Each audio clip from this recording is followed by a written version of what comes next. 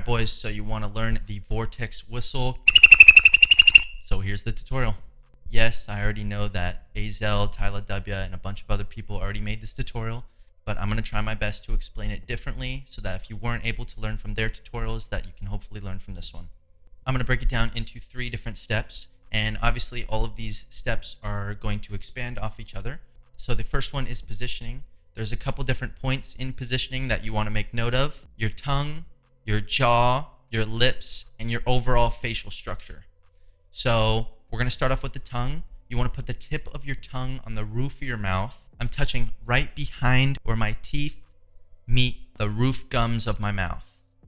So once you do that, you're going to want to get used to breathing in with your lungs, not with your mouth or anything. And it's important to keep your tongue firmly pressed against the roof of your mouth in that spot that I said.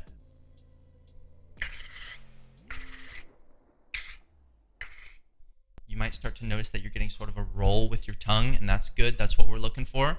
But we will go more into that later. I next want to talk about the positioning of your lips. You're going to want to roll your bottom and your top lip both inward. So if we put the two together, we're like this. The next, we got our jaw positioning. Now this one's really important because it's going to be different for everyone. Basically what you're going to want to do is you're going to find whichever side is most comfortable for you. I do it where I drop my jaw down and to the right a tiny bit. You could go to the left, you could go down the center, but you just want to make sure that you're dropping your jaw. And once you combine all 3 of those steps, it pretty much looks like this. And in my case, it would be the overall structure of your face. You're going to want to keep very open and almost like an oval. So the next step to learn the Vortex whistle will be the inward roll. So we're going to take that same positioning where you put the tip of your tongue on the roof of your mouth, right where your roof of your mouth meets your teeth. And you're going to really just breathe in like a nice heavy breath. And you'll notice that if you do it, there will be a point where your tongue starts to roll. And that's the inward roll that we're going to be working with. It's very similar to click rolls. So if you already know click rolls, I do my click rolls on my left side. So hopefully that gives you more reference. It's not quite a click roll. A click roll is like a much tighter sound. And that's not really what we're looking for. The inward roll that we're looking for is very loose, and it's a big, heavy sound, and it's not as clean as you may think it is.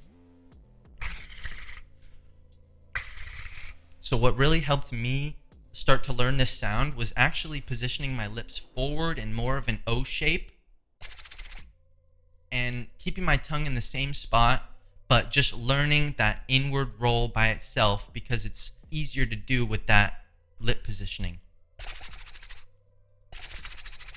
So just keep practicing that, experiment and play around with how you can do this inward roll. Make sure it's very loose and it's that bigger sound, a much slower and looser version of a click roll.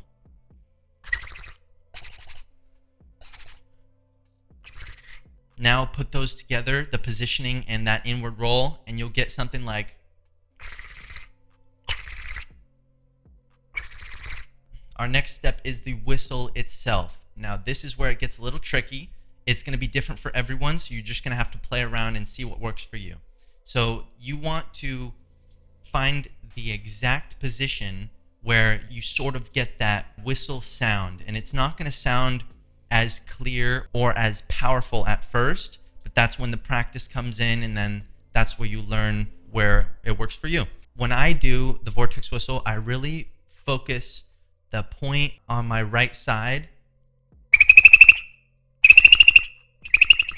I tighten my rolled lips and I make sure to get just the right size circle of my lips so that I can produce that whistle sound.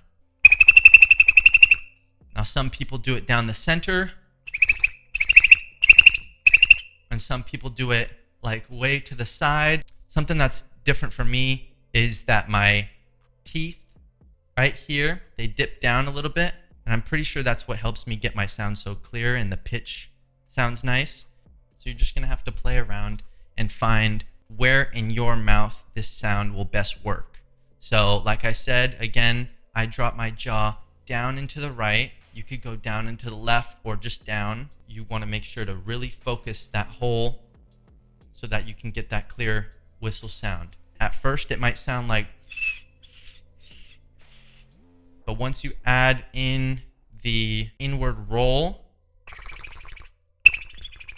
you might start to hear it here and there. Once you start to hear a little bit of that whistle, you're on the right track, so just keep practicing it to get it more powerful and more powerful. And then it'll turn into that eventually.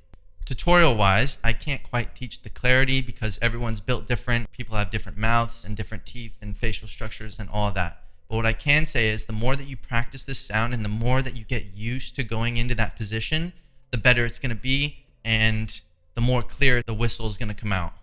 Another thing to help you practice this sound would be to go from a relaxed face to the sound and then back to a relaxed face. That way you're getting used to the muscle memory of going into that position, and the more you do it like that, the more it's going to help you in the long run. So, for example, I would go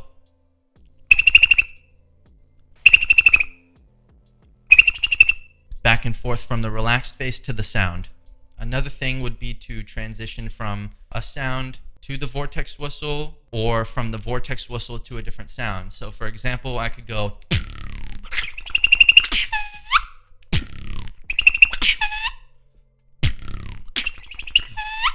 and that way I'm starting to learn the transitions from different sounds to the vortex whistle and back to different sounds so that it makes it easier for me to put the vortex whistle in routines and beats to practice with. Now don't get me wrong, you don't need to have anything special to produce this sound. It's just coincidental that I have this dip down and it helps me get that extra clarity in there. But if you do have a case where maybe you have a gap in your teeth or your jaw is positioned differently, or you have something unique about your facial structure that is making you learn the sound differently, I would just keep practicing and experimenting and use whatever unique features you have to your advantage. Basically, just figure out where the sound works for you. Like I said, keep experimenting, keep practicing, and the more and more you'll do it, the more you'll develop that muscle memory and really getting a clear vortex whistle. Don't forget the 3 steps. And yeah, I hope you guys enjoyed this tutorial video, and I will see you guys in the next one.